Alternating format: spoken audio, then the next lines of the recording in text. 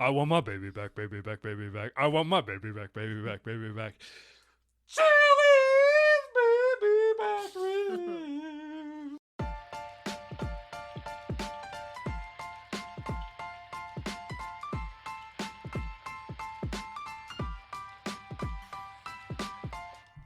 Hey, everybody, and welcome to We Watch TV. It is the podcast about the TV that we watch. I am Daniel. She is Hope. This is episode 104, and while the demise of the general restaurant sphere in this country, chain restaurant sphere in this country may be true, let me tell you one place that absolutely has not declined, and that would be everyone's favorite, Chili's.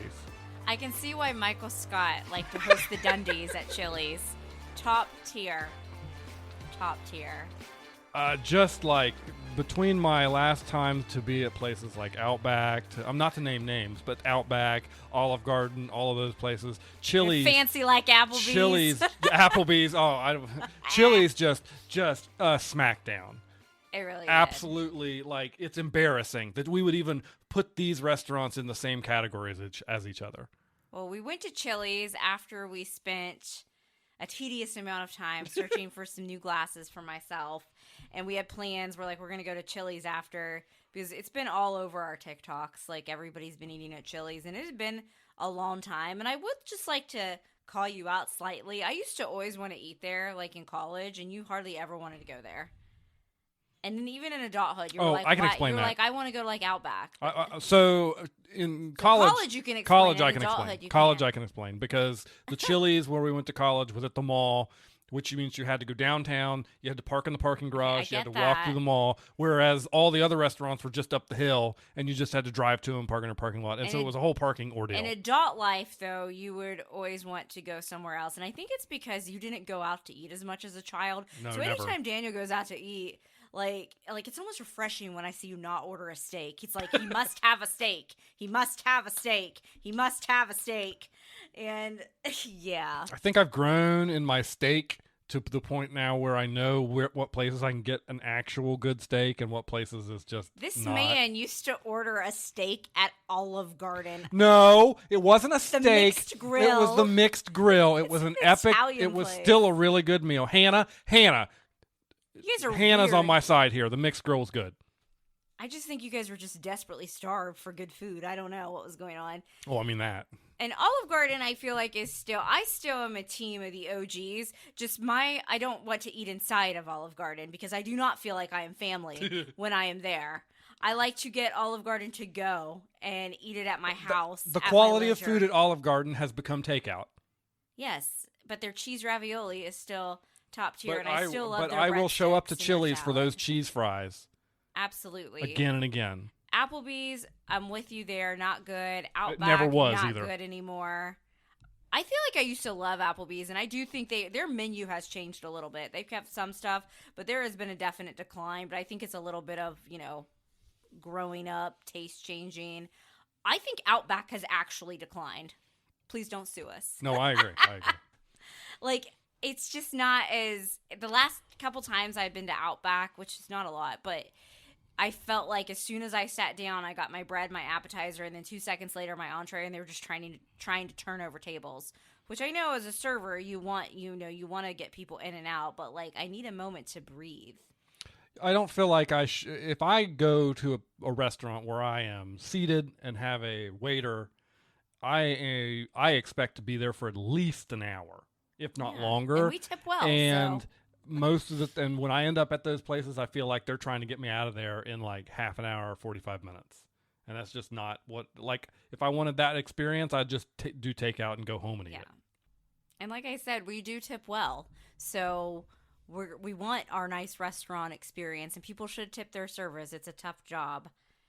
Now, what I'm going to say about Chili's, I feel like Chili's, what sets it apart, please sponsor us, Chili's, we're giving you all this free advertising, is that they're not trying to be something different. They just are what they are. It's a great place to share some appetizers. We shared the triple dipper. Iconic. Oh, yeah. You can choose a bunch of different stuff on it. We like to do the mozzarella sticks, Southwest egg rolls, and then we did the chicken crispers. I thought the chicken crispers, basically like chicken tendies, love me some chicken tendies. I thought they were better than the boneless wings that we had. The last time we had Chili's Triple Dipper was at the airport. Yeah. Before one of our evening flights, not a morning flight. I'd eat it at 5 a.m. though. If it, yeah, please open at 5 a.m. because I will go. I could get down on a Triple Dipper at 5 a.m. Yeah. before my flight, 100%. And then the cheese fries that we shared. Did you mention the cheese fries yet? Yeah, I mentioned them already, but yeah, just chef's kiss. I was like, we had never gotten the cheese fries at Chili's before, and Daniel's like, well, I'm going to be really hungry. I can't just share an appetizer. He's like, I need food. I was like, well, let's just get a second appetizer. And the cheese fries really spoke to me. I used to be a stan for Outback Aussie cheese fries. I think these were so much better, and I never thought I would say that. These are certainly better than the last time I had Aussie cheese fries. The last couple times Absolutely, we had Aussie cheese fries. Don't get me wrong. I wouldn't turn down a plate of Aussie cheese fries right now and some of the bread from Outback, but that might Bloomin' be onion? More like a takeout. So you guys you know why I like Aussie cheese fries so much? You just said the thing about bloomin' onion. Anytime I went to Outback with my family, when I would often be one of those people that would just order the Aussie cheese fries as my meal because I didn't like steak when I was growing up, because I didn't learn how to eat or order a steak, which I don't really eat steak. I don't eat red meat now, but if I were to eat a steak, I know how to order it properly. Back then, I would get it like well done. I'd be like, ugh. But my family was always like, they all love the onions like y'all. And they would always want to get the bloomin' onion. And I did not like the bloomin' onion, but I've gotten better. I like the onion rings at Steakhouse 71 at Disney. You've gotten better. You've gotten better. I've gotten more open to trying onion You've gotten more rings. open to trying onions. You're objectively incorrect. The best appetizer at Outback is the bloomin' onion. I'm sure most people everybody agree will with that. agree with me. It's just correct. But sometimes everybody's wrong. So what can I say? I just know that I am correct in my heart of hearts. But we've both changed. You've realized that you don't need a steak every time you got to eat. There's always going to be another chance to get one. And I really do think that's a big reason, because I feel like you used to be like, I have to get a steak. I don't even know if Chili's has steak. We didn't even look. Probably fajitas. Steak fajitas is the closest thing you can get. But like the song, and for once you sang on the podcast, not me. Daniel's like, do you want to sing this song with me? I'm like, no, I'm out. And for everybody, that song that I did sing, and then here's what we ate. We didn't just order food at the restaurant. We also took out food to bring home later that night because we just wanted more. And I did, in fact, get some baby back ribs, and they were good. They were good. You ate them for like 2 days. Yeah, I ate half that night and half the next day. This is what happens when you barely go out to eat unless you're on vacation, and all the restaurants are like at least 45 minutes away from where you live. You really want to soak it in. Like I told our server, I'm like, because I was like, we're going to split 2 appetizers. And then I'd asked her for a dessert menu so we could get a dessert while we waited to put in our to-go order. And I'm like, it's Big Back Day. And she was she was a great server, but I feel like she was just kind of like even keel. And I absolutely made her laugh because I don't think she was expecting me to say that. The dessert we got was good. Could have used more ice cream. I realized we got the mini version. We got the mini size, which was huge, by the way. Yeah, which was huge, but it needed more ice cream. We got the famous lava cake, and I wasn't sure if Daniel was going to like it because the last time we had a lava cake type dessert, I got one from Domino's that doesn't come with ice cream, and he was like, this is terrible, but you liked the Chili's one. Yeah, granted, the Domino's one comes in a cardboard box, so I remember getting the lava cake from Chili's like growing up. It was always one of my favorite things. Also, I'm of the family, like, okay, so you remember when we first met and first started dating, and I was like, let's go to so and such and just get dessert. And Daniel's like, you're allowed to do that at a restaurant? I'm like, my family, we would do that all the time.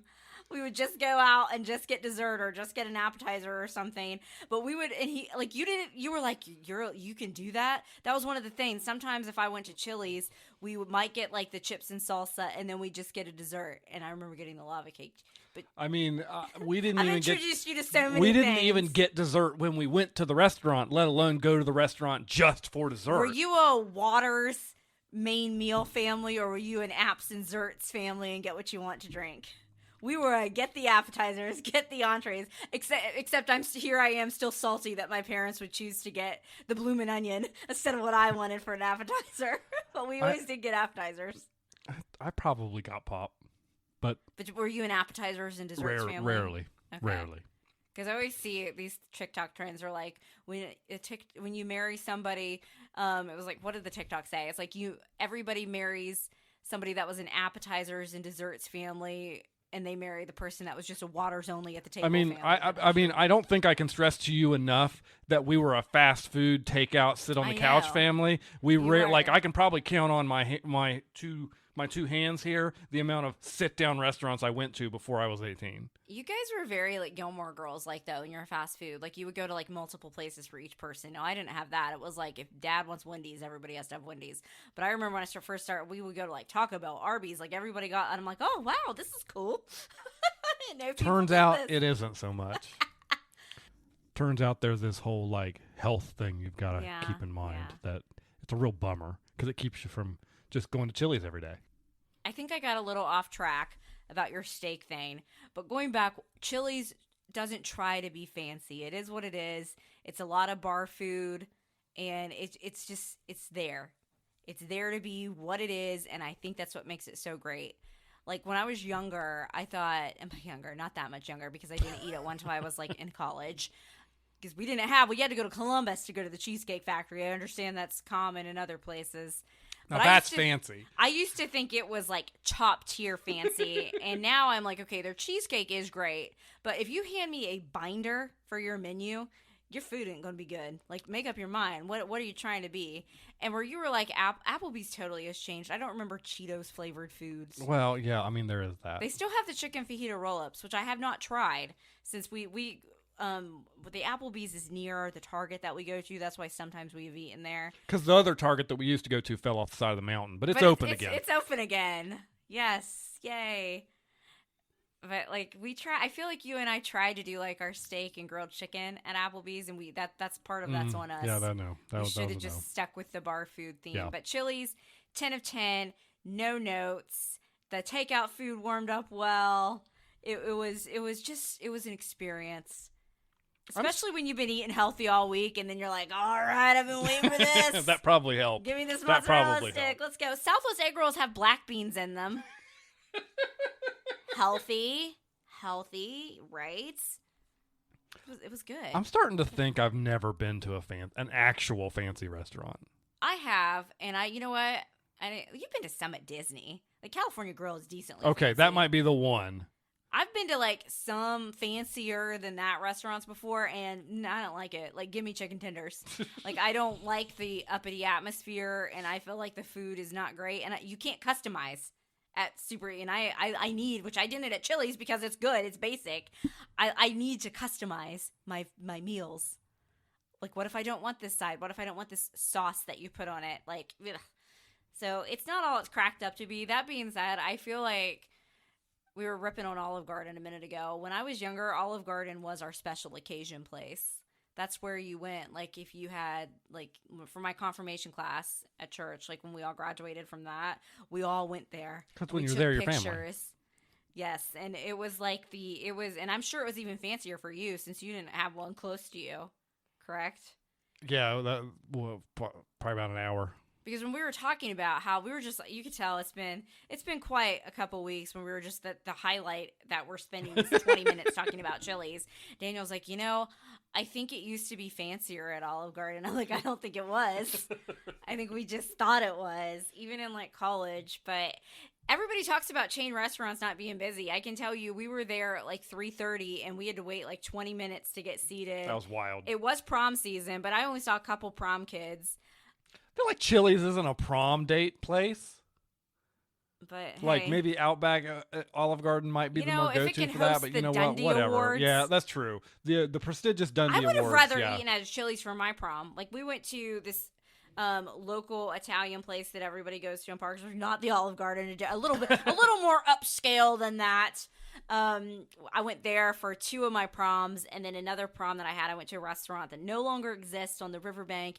Very pretty views, great for pictures, but I remember that place being like, and probably in hindsight it wasn't as fancy as what I remember, but I couldn't order chicken tenders. I had to get like a filet or something, and I was like, ugh.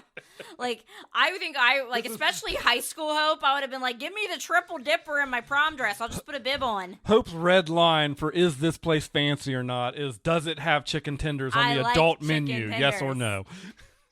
There's nothing wrong with it. When I go out to eat, I want to eat fun food. I don't want to eat like fancy crap.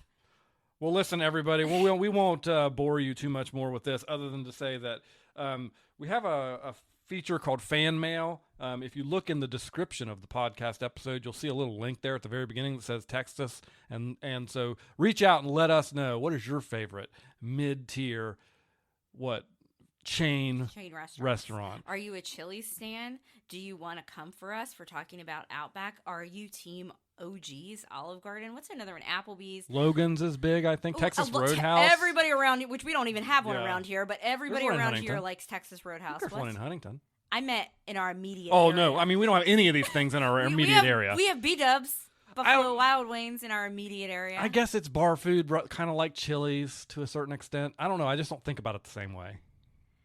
It's just because that's not as quite an extensive of a menu, but I would put B-dubs right up there. The reason why we're not putting it on a pedestal is because we have easy access to it. And this is coming from the man that every night's like, do you want to do B-dubs for dinner? I like chicken wings. They have good ones. So, anyways. I like Quaker steak better, though. I agree. Hit us up in the fan mail. Let us know what your favorite chain restaurant is. Do you agree with us on Chili's or not? And now we're going to get on to some television shows. But before we do like to remind everybody that this is a spoiler podcast. We're talking about several things here, and we're going to dive right into spoilers. Take a look at the episode description. If you see a show that you haven't watched yet, but you intend to, and you don't want to get spoiled on it, go ahead and skip on to the next one. Or just listen to us drone on if you don't care. Yeah, and if you don't care, just listen to us drone on. That said, we have a season and series finale to talk about. Didn't you say you had a show note that you wanted to bring up from last week before we get into it? Oh my gosh, I guess so. Happy belated May the 4th and Revenge of the 5th to everybody out there. It's not much. Last week, we talked about Star Wars Episode 3. Revenge of the Sith. And when I was listening back to the recording, I just noticed that it's not that bad. If you're a normal listener, you know that occasionally I lisp. I have somewhat of a lisp. Word for lisping. That person should have been shot for naming that word. I stumbled through Star Wars Revenge of the Sith, except I was like Sith. And I feel like you're the only one. As I was listening back, I was just I came upstairs and I was like, why do you let me do this? You just push me out here and you're like, here, say this word. Let's see how badly you mangle it. I do not. That's the only note I had from last episode. All right. So, The Righteous Gemstones, Season 4, the final season, the series finale aired. And I'm sad it's over. I know we're late to the party. We just started watching Righteous Gemstones, late March, early April. Yeah. Flew through the first 3 seasons, quickly got caught up, and Danny McBride, his humor, it's genius.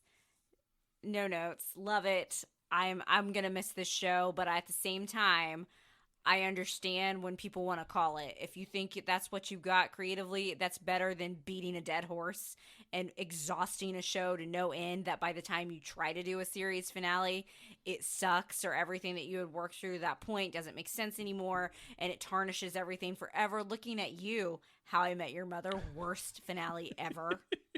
Will I get over it? No, but life goes on. So before we get into the nitty gritty, what do you think? Of the episode as a whole? I thought the episode was good. I guess in hindsight, I should have known. With how this show always is, they always have it seems like they always seem like they're wrapping up the main story an episode before they actually do, and then they always lunge, so to speak. Yeah. And we should have seen that coming with what happened with Corey. We did. Yeah, we did. I told you when the episode started that even though it showed that Cobb, Miss Laurie's ex-husband, was the guy that robbed everything and obviously was the bad guy, and Corey ended up shooting him to protect Eli, I was like, there's still something up with Corey. I don't trust him. Because he obviously knew all those secrets of his dad. And it's just, I said that as the episode was starting. I was like, still not vibing great with Corey. And that intuition that we had was spot on. You never trust Stifler. No, agree. So overall, I thought it was a very good series finale. I think that serviceable for sure. I think it's probably in the upper echelons of series finales as they come. Some shows really whiff. Some shows do a great job. It's not the best one ever, but it's certainly up there. They satisfied the storylines of the season. They also satisfied some storylines of the series and wrapped it up in a nice bow. The only thing I would have liked to have seen, and I think I said this maybe even on another episode, was I felt like they never had the grown-up kids in a scene with Amy Lee. They did in the hospital. Well, that was the only one, and that was. I would have liked to have seen some sort of something. I thought that might be where they're going when they all got shot. I think part of it is that they just. we got to see Ghost Amy Lee. That was crazy. Right. That was weird. I feel like they all like idolize Amy Lee, and she was, if you think, an actual righteous person of the Gemstones. And I think her core is so good. I think that just keeps that fan, like, even that we put Amy Lee on a pedestal. I think that I agree with you. I don't think, like, is it the best series finale I've ever seen? No, but it's really hard to write a good series finale, especially for a comedy. And I felt like honestly, each season of Gemstones, if they hadn't gotten picked up, could have been a satisfying conclusion. Season 1 ended on a satisfying note. 2, 3, I really liked, was it the season 3 with the Montgomerys, their cousins, and Amy Lee's just watching the family play with the monster truck from afar. Like, I would have been, and like Keith and Kelvin were finally together. Like, I would have been like satisfied with that. But I think it was good. And they even they had the voiceover where Eli's reading the letter that Amy Lee had written Miss Laurie, that Miss Laurie let Eli read and said, I think this might help you get some closure too in life. And it was basically saying, like, not everything wraps up with a neat little bow. Not everything gets absolute closure, because that's life. And I think that was kind of Danny McBride being like, here, wink, wink. But in terms of closure, I mean, they pretty much, in my opinion, sewed up everything, but still making it fit with the characters.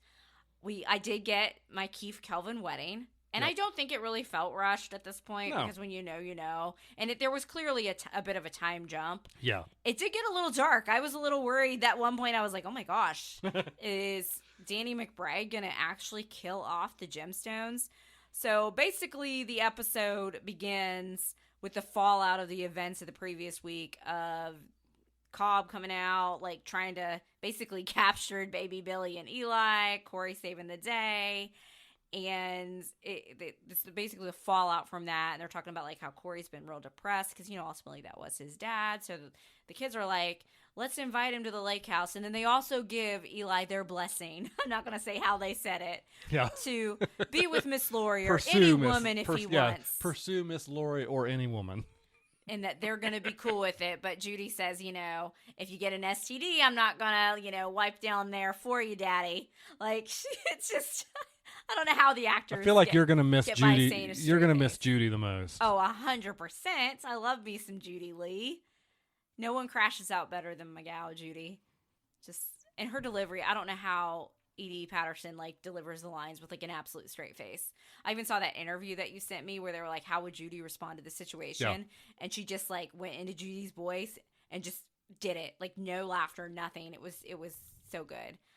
Anytime now, when speaking of Outback, every time I go to Outback, I want to be like, thank you for meeting me at this neutral location. I think that's from season 1. So the kids are like, let's take Corey and let's cheer him up. Let's bring him to the lake house. And they're doing their little talent show that they tried to do in the previous lake house episode. Corey's still acting weird. He does a little Michael Jackson number, blah, blah, blah. They all go outside. They play cornhole. Corey and his wife, who all I see is the tanning lady from Christmas with the Cranks for that woman. I'm looking for a Band-Aid. It's just her voice is the same, and I'm sure she's done many other roles. Is that all you see her as? Yeah, every time. And I'm like, I remember her from this tiny role from this mid-Christmas movie from 2003, 2004? That movie's pretty old. Somewhere in that time frame. Very old. Oh, I can't believe that movie's that old. So yeah, they're playing cornhole. We got the Gemstone siblings ripping on each other. Kelvin goes in to change his shirt because there's Hershey Kisses or poo or something on it. We don't know. They're teasing him, and he sees the ghost of Amy Lee. That was weird. Lured to Corey's room where none other than finally you got your payoff. I said, I told Daniel before this because he was like, I really want to know the gold Bible payoff. I'm like, well, we know that Cobb stole it. I'm like, I'm sure we'll get some resolution, but if not, whatever. We know who took it. But there you go. There you have it. The Bible is gleaming in Corey's bag. Corey sees that Kelvin was looking for it. And it's like, what are you doing? And then suddenly it got real dark there because Corey starts. He hunts them through the house. And shoots, he had a gun in and his shoots bag. each of them. He shot Judy first. Yeah. She goes down, doesn't move. Then he shoots Kelvin, and then he shoots Jesse from behind a door. So then we got the Gemstone siblings crawling around, bleeding out on the floor. And you see Judy go, I'm bleeding out, sons. She always goes. And I'm like, are they really going to kill off the Gemstones? Because I knew from the preview there was like a party, which I hoped it was Keith and Kelvin's wedding, which it was. And I was like, maybe it's not. I was like, maybe they're all partying in heaven because Corey offs them all. And it's like a full circle moment to where Bradley Cooper, like the OG Gemstone, like shot the one preacher and started the whole thing. But thankfully it didn't get that dark, although it was a little dark. I mean, they did end up killing Corey. Yes, and that was where people are like, and I feel like some people are not fully getting this. They're like, I was just waiting for the full circle moment from like Bradley Cooper's character. That was the full circle moment. Yeah. Because Bradley Cooper's character in that beginning, he finally started to actually believe and practice what he preached and really prayed and like, I guess, developed that relationship with God or whatever. And Corey gets shot by Jesse. Jesse's able there. Dr. Watson. Dr. Watson comes in for the assist. Dr. Watson saved the day and brought Jesse's man purse to him so he could get the gun out. And they were going to try to save Corey. And Corey is like, no, it's too late for me. I'm really sorry what I did. Like, you could tell the whole time he was conflicted. He was trying to avenge his dad. It was. Do I think we could have had another episode to flesh some of this out more? Sure. But at the end of the day, I'm watching a comedy. And he's like, pray for me, Jesse. And Jesse starts doing a standard prayer, and they're like, no, like, pray for me. So that was your full circle moment. Yeah. And I feel like in that moment, all three of the Gemstone children, they were believers at that point. They were really practicing what you preach. And it was, while it was very dark, it was also a very much I'm not going to say heartwarming. I don't know. How would I even describe it? Genuine moment. Yeah. And then, of course, we didn't really see the fallout from that. We fast forward to Keith and Kelvin's wedding. But can I just say the use of the Red, Red Wine song while Corey was chasing him around the house? It was like, red, red wine. And we've got Miss Lori and Gideon and Amber all out on the boat. Keith's out on the boat. And they can't hear the gunshots. They just hear Red, Red Wine blasting. Because I thought at one point, Gideon was going to notice something was up and was going to come save him again. But I guess Gideon's already had his hero moments a couple times. Yeah. So, yeah, got my Keith and Kelvin wedding. Very nice.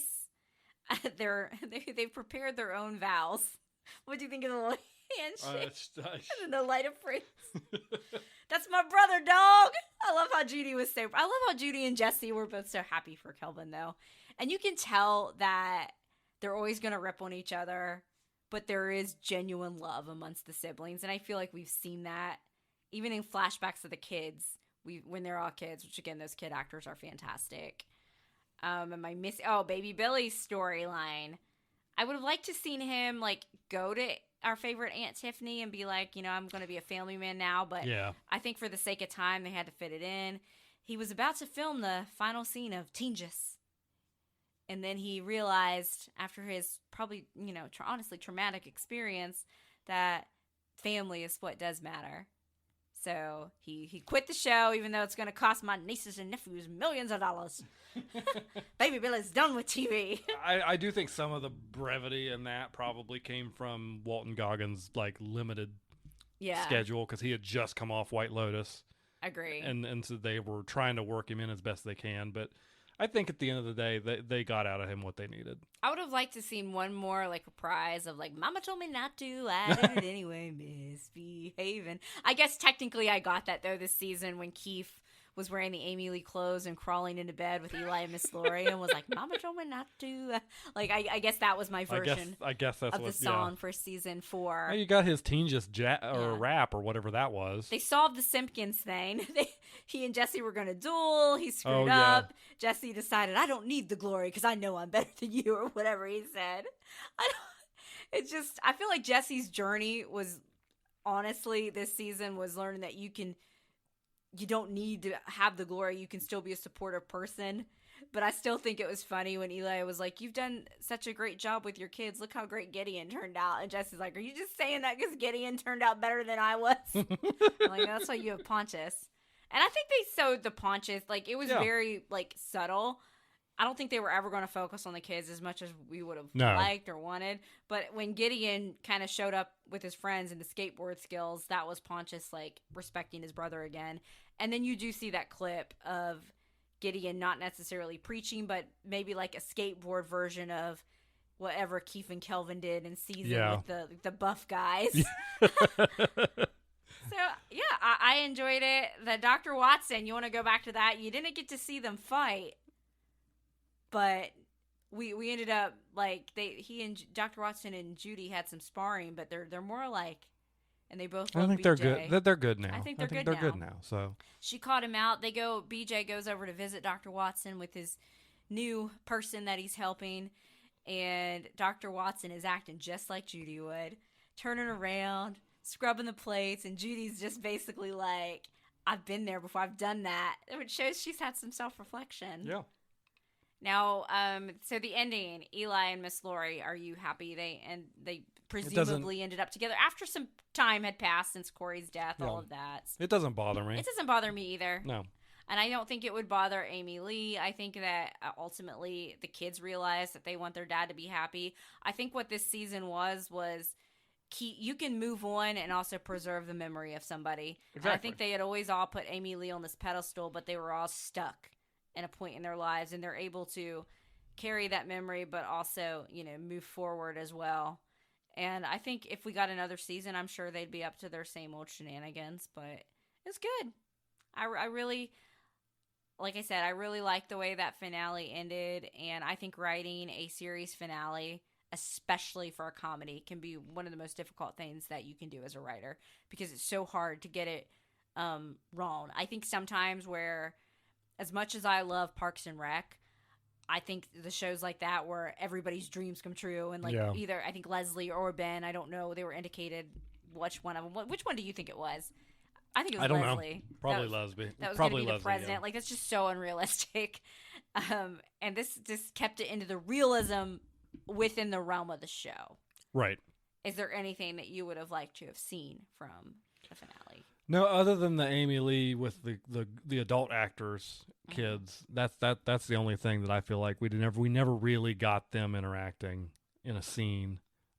That's the only thing that I kind of wish I had gotten to see. But no, otherwise, I think they did a really good job ending it. And like you said, it is difficult for a comedy show to do a series finale, because series finales tend to be somber and kind of melancholy, and like, oh, we're happy that this thing existed, but now it has to end. But comedy, you also have to make people laugh still, and I think they threaded that needle really well. I agree. I would love to have more, but again, I get why all things must come to an end, and that is a show that I would absolutely rewatch. I wish I could quote it more for this podcast, but that would get me censored. Yeah. Well, Bye, good Felicia. News. Who's Felicia? Good news. We have a lot more of the next show that we're going to talk about. So she did it, everybody. I finally did it! She did it. Finally, after all this time, she finished season 1 of Star Wars Andor. And wow, what a slog and journey that was. Everybody was like, you got to get to episode 4. You got to get to episode 5. No, you have to get to literally the season finale, episode 12, for it to actually, in my opinion, get quote-unquote good. Now, you had a little bit of Okay, an emotional connection with episode 10 when I can't swim. I need to stop being so casual when I turn to you. Like the whole like Death Star thing where I was like, are they building the Death Star? Okay, so we have finally, I was like, I cannot take any more of Cassian in this prison. We've got to get out of here. I'm so tired of this set. It's a sensory nightmare for me. I am so bored of the storyline slogging along. I'm like, get him out of here. So then we're doing the prison break, which that was a good episode. I'll say that was I wouldn't call it like amazing top tier. That was the best episode that I had seen of the series up to that point. It was slightly better than fine. And I looked at Daniel and I said, well, what if, when I realized that they were like in the middle of the water and they were all gonna have to jump out, I'm like, what if you can't, like, I'm not a great swimmer. I think I could do enough if I had someone to help me. But I'm like, what if you can't swim? And apparently, then I did remember I have seen some of those TikToks. It all came screaming back to me. Our little, Gollum, I don't know. Yeah, what his Andy name Serkis. is. I think his name was Kino in character. the episode, yeah. And he's like, you know, like he got basically, because he's one of the prisoners, but he was like one of like the leaders of like his unit. And he's like, I may not be here tomorrow or something like that. And then as they're getting ready, and then Cassian, I think, was going to try to help him, but he kind of got pushed off the ledge while they were escaping. And he's just like, I can't swim. And I'm like, are you kidding me? Do we think he made it off, or do we think he's I don't know. gone? Because I would like to see him Because show up in season we only 2, find but then out- I'll need an explanation of how. Yeah. We only find out what happens to 2 of the people. Like, we only know with what Cassian and the other guy. And can we agree that all of the guards that were working at this prison, they're all toast? They're Oh, yeah, cooked. for sure. Because the Empire would want to keep that a secret, Yeah. because that would look so bad if they had this huge prison break. Because what they basically realized in the prison was that no one was ever actually getting out after their sentence. They were just switching Reshuffling them back in to a different place. Yeah. So that was that whole thing. Then I feel like the episode right before the finale was and then the finale was honestly very good, very well done, better than fine. I feel like Cassian, who's finally invested into the rebel cause. I finally felt invested into the show. I do like, even though she only gets like a few seconds every episode, all of Mon Mothma's storylines. The fact that I'm pretty sure she is literally going to marry off her daughter, who's like 13, for the rebellion is wild to me. But I still like Mon Mothma as a character. Even though she was throwing her husband under the bus in that one scene to try to get the Empire to stop spying on him, I'm still like, leave your husband. Leave your husband. Because I just don't like him at all. Do you like him? I don't vibe with him. No. Note for everybody: we have not started season 2 Yes. yet. Like, we're going to get to that. We know I think there's 6 episodes out now, so it's about halfway I think through. They do like 2 or 3 a week, don't they? 3 a week, yeah. That's nuts. All I asked is to be well fed on shows, and then my least favorite Star Wars show is where they're like, we're gonna give you a lot of content here. So like everybody was looking for Cassian in the end. We have what I would call what happens. What do you call a ship? It's not enemies to lovers. The 2 worst people you could ever think of. And you know they're probably going to put them together. We've got the FBI-like gal. Deidre. With the tight blonde bun. And then we've got the other dude. What's his name? Cillian? mom I don't is know exactly Fig what. from Yeah, Harry yeah. I Potter. don't know exactly what his name is, but yeah, it's like what I call happened. him annoying guard guy. The worst 2 people you know get together is what that is. But I did find myself when he kind of saved her after everything, because they were all going to crash. They're trying to find Cassian. He's trying to get his name cleared to find Cassian. Yeah. Then we've got, I don't know what his name is in the show. I call him Old Bill from Mamma Mia, so I'm just going to call him Bill. Y'all know how we are with names. Don't know what his name is in the show at all. We got his character that's basically, he did give a really good speech in that Prison Break episode. Yes, he did. Where he basically said, I know that I'm a piece of crap, but I'm doing it for the good. I know that, and I can live with that, some of the decisions I've made, because I know it's for the greater good, because what he's doing for the rebellion and some of the people he's thrown under the bus is not exactly good, wonderful behavior either. What he has done, a lot of it is, you would come off as self-serving, but then you realize he's like, yeah, I know I suck, but I got to do it. The ends have to justify the means or whatever. But he's trying to find Cassian, because Cassian him helped in that mission, and he's like, I got to kill this dude because he knows too much. I'm assuming. Yes, that's correct. And we got the other girls that we find out, which we were like the blonde girl from, was with the faceless man people from Game of Thrones. Don't know what her name is, but in that episode, I was like, wow, she cleans up really nice. I think she has family in Coruscant. Turns out she does. She's the cousin of Mon Mothma. What? Talk about I feel like that's how I am. Like, when I don't wear makeup, ugh.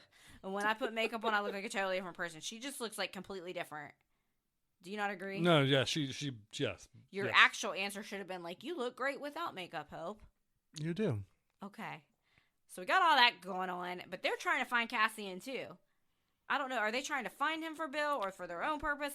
I'm not really sure. They're working for him. Her like for girlfriend's him. Yeah. down there, like she's on. So we got everybody coming for this funeral for Cassian's mother-like figure.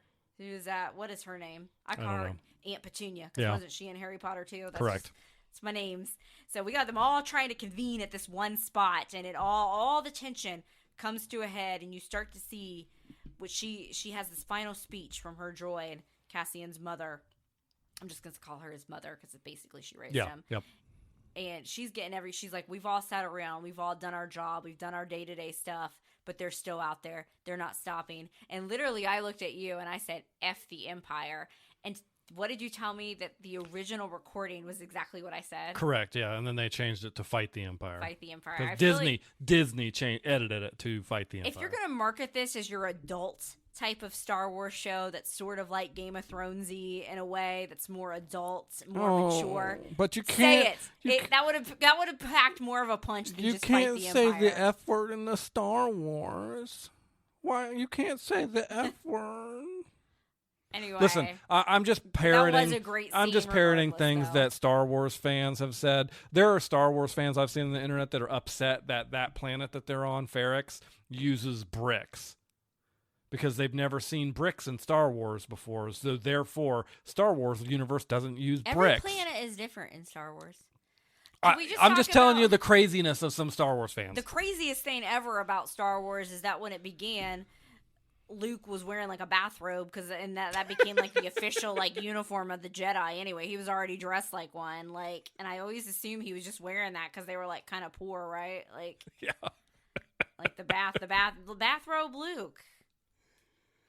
Oh, I don't know, but man. The finale ended. I will say it ended good. You all just should have told me you have to get to literally the season finale to be fully invested in this show. Am I excited to start season 2? Absolutely.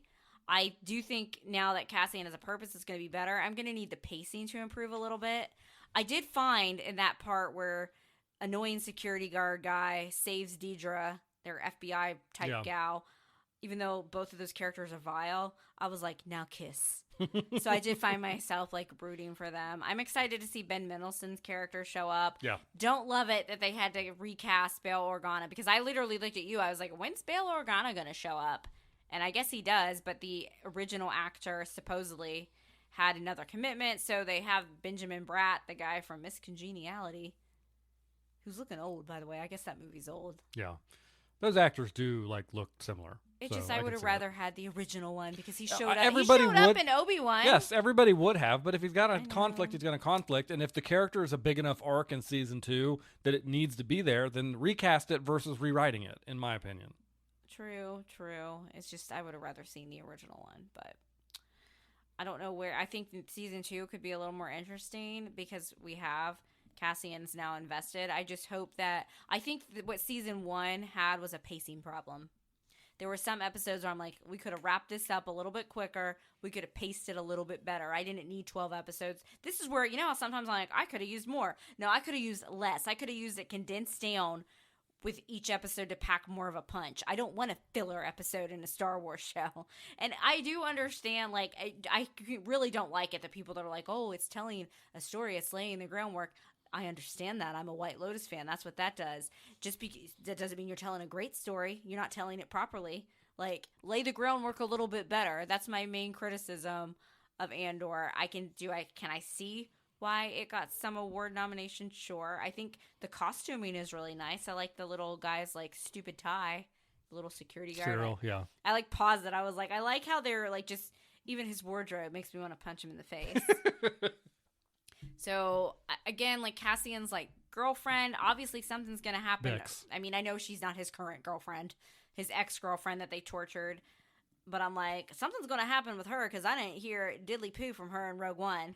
Like, ultimately, knowing how the fates end does impact it slightly for me. Really? You want to talk about the prequels? That's different, though. That is different. The prequels still, we knew that Darth Vader existed. We knew it was from Anakin Skywalker, but we didn't know how we got there. But you knew what the ultimate conclusion was. Yeah. So, but that didn't seem to impede your enjoyment. They told the story better. Okay.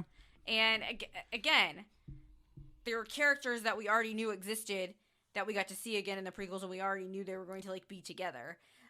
What I'm saying is literally what you told me. You want to beat you senseless.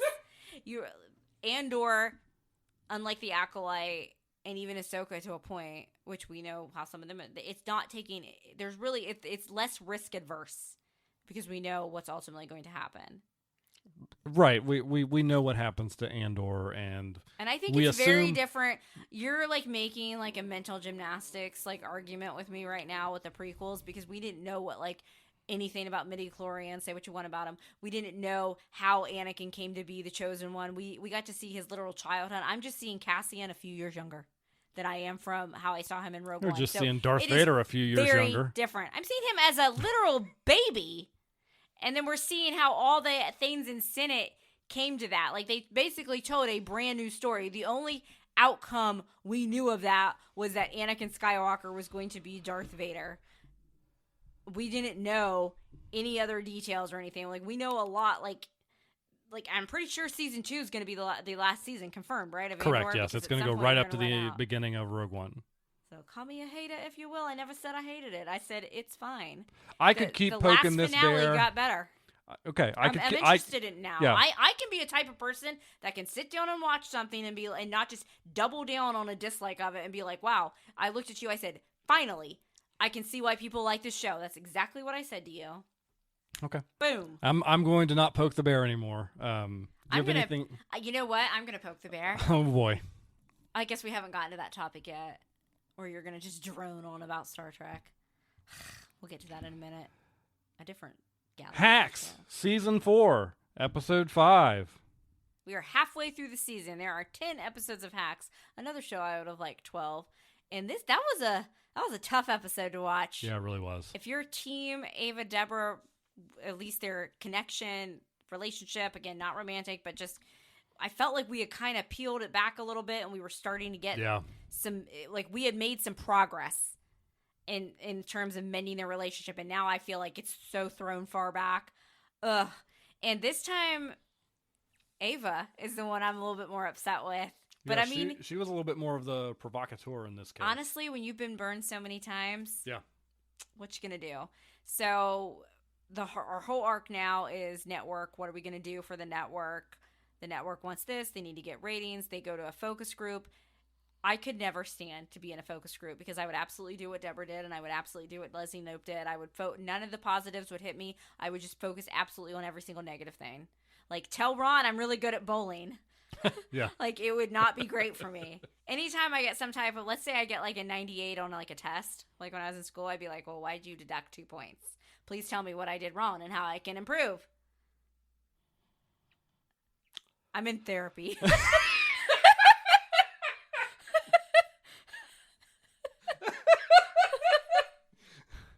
All right. Anyway, one of them criticized Deborah's hair, so she puts on the worst extensions I've ever seen for a cooking segment. I guess that mom they did, that dance mom they brought into, was like a real TikTok person. Oh, really? Yeah, that they spoofed. So they're trying to like appeal to a demographic, and Ava's friends get in her head about it because they're off doing some project. And I think Ava's having a realization like, you're not going to maybe get to do the highbrow stuff you want to do when you're the head writer on a network late night show, that you're going to have to strike that balance. It can't be all like pretentious. You have to appeal to a network TV wide audience. Like it or not. Yeah. You're going to have mass humor appeal to everybody. I thought Jimmy Kimmel played himself well. That was really funny. I would love to get more comedians on there. That was maybe the funniest thing of the episode, was when Jimmy just shows up out of nowhere to threaten her. Yeah, because Deborah tried to take Kristen Bell. Stalked Kristen Bell. That was really funny.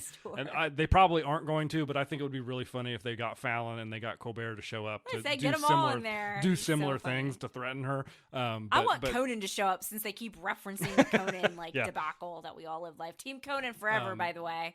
Yeah, Team Conan forever. Go, baby. So Ava's got in her head about that. Deborah, that could be their ship name. Oh, Deborah. Deborah is going back to her QVC ways about wanting to give the people what they want. Like, she's so scared to death she's going to lose this show. She wants that. So they both are wrong in that aspect of how they're treating it. But this is where I did agree with Deborah a little bit, because even Jimmy and Kayla were telling Ava, like, hey, we got to get this TikTok person on here. That's what people think is funny. You gotta appeal, what is it, like the moms. Yeah, and it went really well on the episode when they did it. So, and that made Ava even worse. And then Ava did try to take out the wine o'clock joke, which I did think was stupid, and put her own joke in there. And Deborah just completely was like, no. And then they had a little argument. Literally, they're going to have to get it in check. Like, because that was in front of a live audience there, which I think you have to, like, surrender your phones for stuff like that. Somebody correct me if I'm wrong. So it's not going to get out that way. I think, and I do think you sign, like, NDAs when you go to filming. Maybe not for that. I'm sure you do. I know you do for, like, Bachelor live shows. You sign NDAs and stuff. But their little HR person that had been following them around trips and falls, busts her mouth open, and finally just unleashed on both of them. It was like, you are both horrible. So they're gonna have to figure something out. They're the type that when they work together, it's great. When they're at odds, it's toxic and horrible for everybody around them. And when they were out to dinner, Ava is in a throuple situation, something like that. Deborah sees her, and Deborah's just being Deborah, kind of making fun out of it, but then was like, I'm going to order dessert from the table. Let's hang out. And I feel like Deborah was actually trying to just have a nice time, and that's where Ava was like, oh, we just work together. Yeah. Deborah was like, trying, I think, a little bit, and that's Ava just wasn't having it. And for somebody like Deborah, that's just going to make it even harder for them next time you hurt her like that again. And I know they say they have a 5th season planned, but this season is rough. Yeah. It's rough for the people, but at the same time, they are putting that realism in there. If you had such a fallout like they did at the end of season 3, that's probably how it would have played out. I need my girls to at least have a breather, to come together, to be their best. They're at their best when they work their magic together. But I don't know if this late night show is that. And I think that might be the arc of the season. I don't know. I agree. I would not be surprised if the end of this season is that Deborah not on the show anymore. So, not on the late night show. Not on the late night show anymore. Yeah. So, all right. Well, we do have one more thing for you folks this week. We went and saw a movie in the theaters for a second week in the row. What is this? Who are we? This is like 20 years ago. Well, we knew we wanted to see it, but then when I was trying on glasses, the glasses store where you pick out the frames is across from a movie theater. Yeah. So we smelled popcorn the entire 1.5 hours I was in there. And I was like, oh, we're going to have to see Thunderbolts tomorrow because I need some salty popcorn. So we went and saw Thunderbolts, which has now been renamed. Well, you almost bought popcorn that day. Yeah, I almost went in while you were looking at glasses and just said, I'm going to get some popcorn. Renamed Thunderbolts with an asterisk. Thunderbolts with an asterisk has actually been renamed. So in Hollywood, all the posters, they've torn the Thunderbolts name off, and they are now the new Avengers. And they're just really expecting that everybody's already seen that. I would be mad if I hadn't seen that movie yet, but at the same time, I don't think it's that big of a spoiler. I kind of figured that's what they were going to go for. So before you get into your little Star Trek reference, Daniel leans into me during the movie. I have to deal with this at home, folks, not just on the podcast. I have to deal with this tomfoolery. Anyway, Marvel is back, baby, and that is how I feel about this movie. Have I disliked and been such a strong hater like some people have been about the previous Marvel works? No, that's not what I mean when I say Marvel is back. I have enjoyed some of the previous movies. I really liked Guardians 3. I liked, Ant-Man 2. Or not Ant-Man 2. That would have been Ant-Man 3. Whatever Ant-Man. Well, Ant-Man was it? That was post everything. That would have been the third one. The third one. See, I'm even losing track how many there are. And when I say Marvel is back, I mean back to that form from like Iron Man, OG Ant-Man, like the fun days of Marvel where you go, you see a Marvel movie, there are stakes, but you're also going to laugh. You're just going to enjoy your popcorn, and you're going to have a great experience. You're going to clap. You're going to cheer. And it's just, it's what I expect from the classic Marvel experience, a fun popcorn superhero-y movie. But while I'm also still excited to see what happens next, what's going on with the characters. So that's what I mean when I say Marvel is back. And honestly, I know that I am not as hard of a grader as you are, but it was a 10 of 10 for me. It checked all the boxes. Best Marvel thing. Like I liked Guardians 3, but Guardians 3 was extremely depressing, kind of in that tone of the fallout of, post Infinity Wars, which, a lot of those movies as we moved into that next phase, they were always going to deal with that. This is just bringing it back to when seeing a Marvel movie was truly, truly fun. And I do realize we saw Deadpool last summer, but I still kind of count Deadpool as not quite in the exact... It doesn't feel the same. Marvel sphere that we have come to know since, I don't know when Iron Man came out, like 2008, 2009? 2009, I think. It's been a while. And let me just, before we get into it, once again, we saw people get up to leave at our theater before the post-credits. How long have we been doing this, y'all? It's to the point now where, like, non-Marvel movies, I will Google if there is a post-credit scene because a lot of people have followed suit and copied. I mean, it's at this point, it's been over 15 years, correct? Since we have been doing this. I don't know what those people were doing. What are you doing? Why are you leaving? I looked at Daniel and I'm like, are you serious? Yeah, just 2 people in the theater. They got up and left immediately as soon as the credits starts rolling. It was like, not even like the black credits, but like the themed credits. Yeah, they didn't even see like the little store scene. Yeah, I don't know what people... Why? I don't know. Are you doing this? Maybe they've never seen any of the post credits for any of the movies. Ever. Wow. Imagine those people exist out there. They must be the same people that don't have an internal monologue. And I'm like, what? People don't walk around like, what's in your brain? Like, what are you doing? What's up? But yeah, so that's what I mean when I say Marvel is back. Obviously, I like Yelena. Like, I knew her from the Black Widow movie. She showed up on the Hawkeye show. She's a very fun character.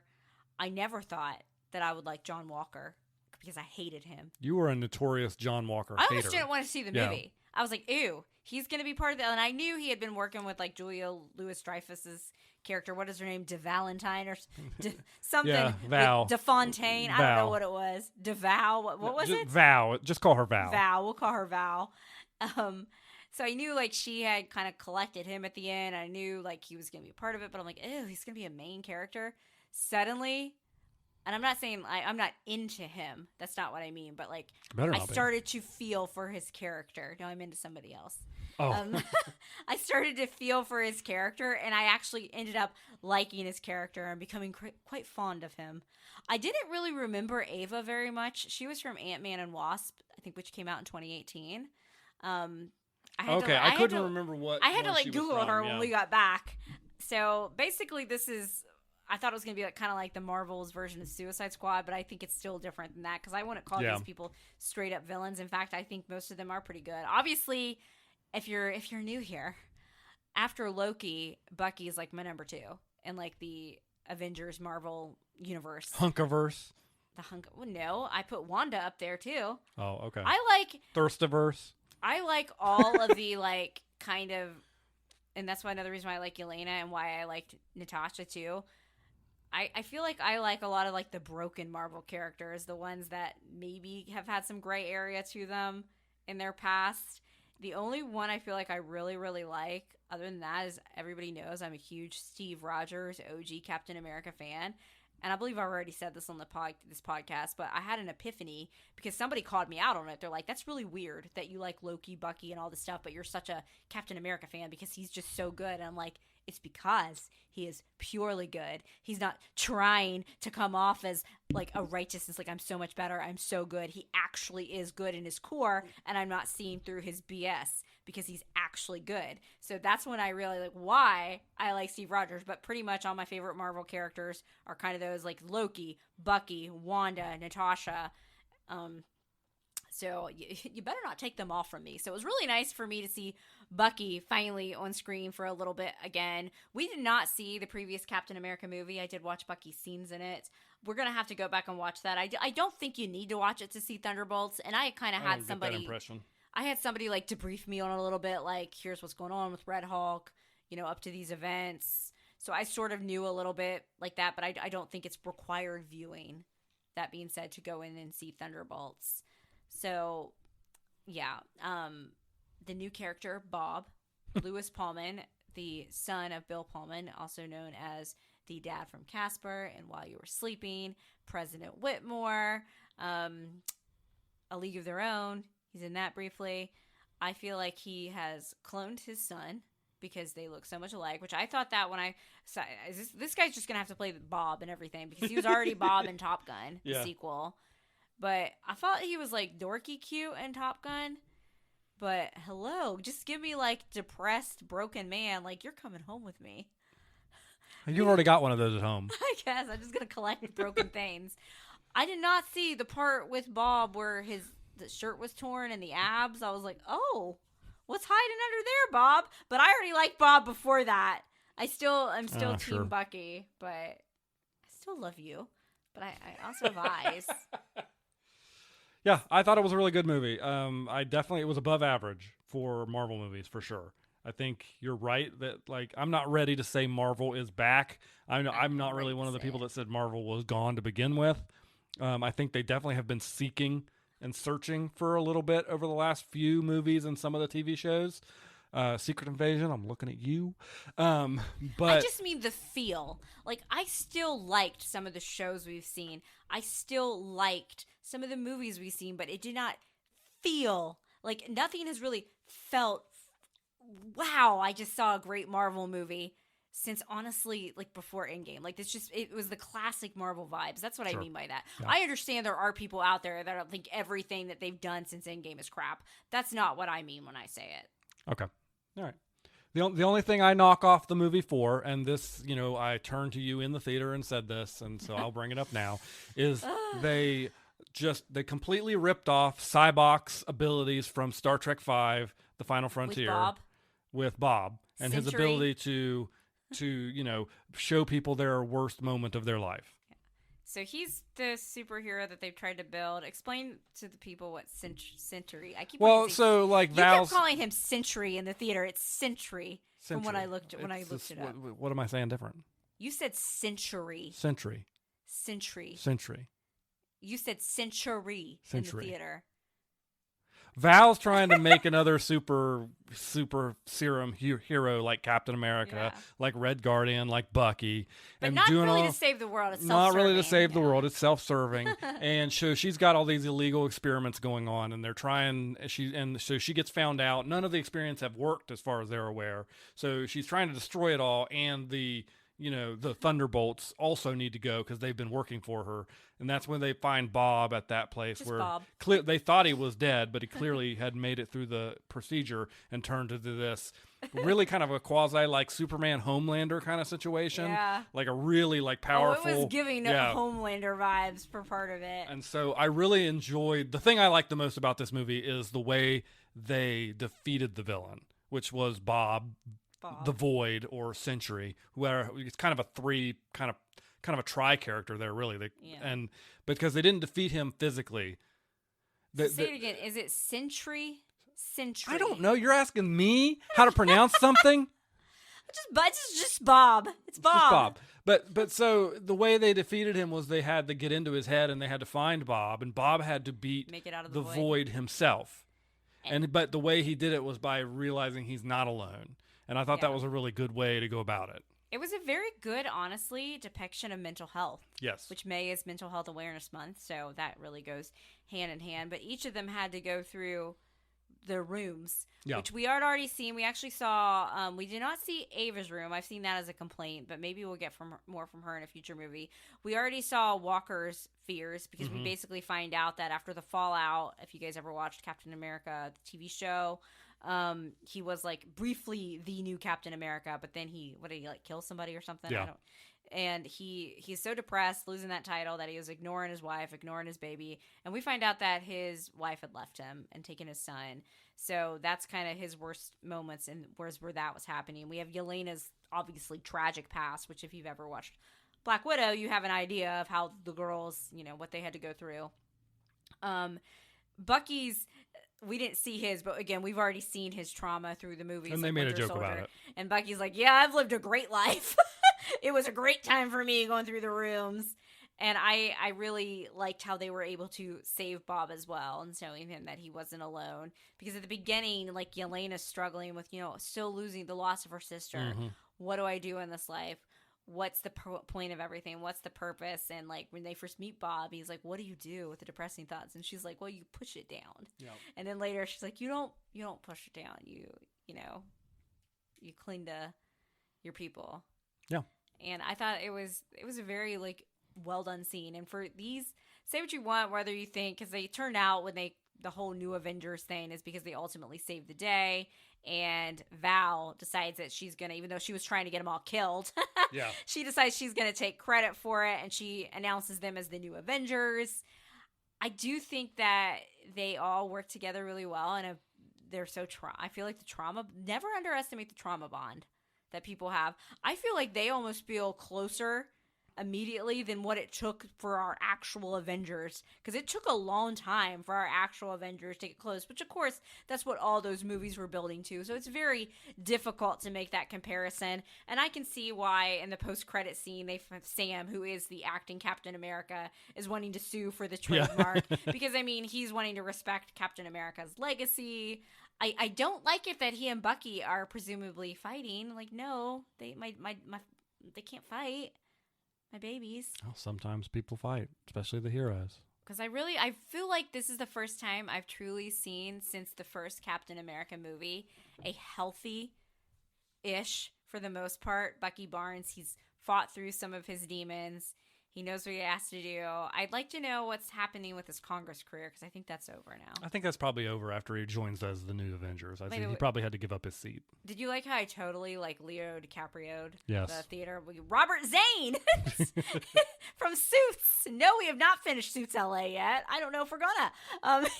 He showed up as one of the people that was trying to impeach Val's character, and that's why Bucky was trying to get intel and everything and track him down. So... let's see here. Yelena's dad, Red Guardian. Guardian.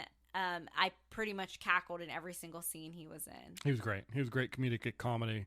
The comedy in this movie was good, but it wasn't forced. It was refreshingly, like some of the previous movies, it's gotten so quippy and so annoying, and this was not forced. This was there was a lot more just like different humor than what was in the other one, and that was refreshing to see as well. So, like the whole origin of why they were going to call themselves the Thunderbolts. That was really good. Team was just, I did not see that coming. That was hilarious. Yeah, that was really good. So, I think everybody should go see it. I didn't know much about like the Bob character, and I'm glad you didn't tell me that. I feel like the whole thing, like, even though we've talked about it, I don't really think us saying that the New Avengers is much of a spoiler, because I kind of figured that's what they were going to go for with this movie. I would like to see, I know we've got Ant-Man's daughter and the Hawkeye, the girl Hawkeye, Haley Steinfeld's character, were hanging out in a post-credit scene. Like, are they going to meet up with these guys? What's going on? I don't know that Marvel knows sometimes what they're going to do with some of this stuff. I think sometimes, like, we've had post-credit scenes that never get paid off. Yeah. And I'm not sure if that one's going to be one of them or not. So. I feel like this one will get paid off because it's this one is specific. No, the post-credit scene of this movie was not directed by the director of this movie. It was directed by the directors of the Doctor Doom Avengers movie. The Russo brothers. Yeah, they directed it on set for that movie. So, dear Russo brothers, this is coming from Hope, big Loki fan. If you guys bring back Loki for me to watch him die on screen again, especially my Loki, you going out there holding the timelines together, and you take him away from me again, we're going to have some words. And I also truly am going to continue to gaslight myself that Wanda's still going to show up, because I refuse to believe that she is gone. No, because the way they did her in Doctor Strange was straight up dirty. I want some justice for my Wanda. Elizabeth Olsen is like they've confirmed like 30-some people are going to show up. Still no Elizabeth Olsen. But I'll still watch it. All right, but folks. Don't mess with Loki again. I can't handle it. I think that's all we got for you this week. Thank you, everybody, for tuning in. Make sure and check out that fan mail section. Let us know what your favorite mid-tier. Go enjoy a triple dipper. Go enjoy a triple dipper and tell us that we're not wrong about chili being the king.